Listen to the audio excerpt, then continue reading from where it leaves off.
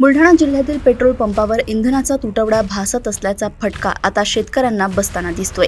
शेतकऱ्यांच्या शेतीकाम सुरू असून ट्रॅक्टरला डिझेल मिळत नसल्याने शेतकऱ्यांनी स्वतःला वखराला जुंपले असून शेतात वखर चालवणं सुरू केलंय।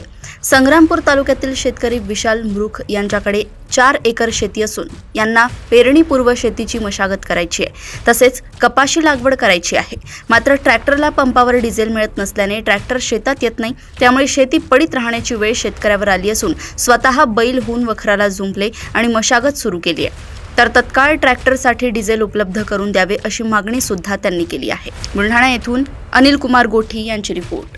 प्रत्येक पेट्रोल पंपावर डिझेलची टंचाई असल्यामुळे शेतकऱ्याचे अतोनात नुकसान होत आहे आणि स्वतः आमच्यावर नांगरणी करायची वेळ आलेली आहे आणि शासनाने त्वरित याकडे लक्ष देण्याची मागणी आहे आणि स्वतः आम्ही खांद्यावर झूज घेऊन आम्ही स्वतः शेतातली नांगरणी करत आहोत। शासनाने अद्यापही कोणताही निर्णय घेतलेला नाही आहे। शासनाने त्वरित या जिल्ह्यात डिझेलची उपलब्ध करून द्यावी हीच आमची शासनाकडे मागणी आहे।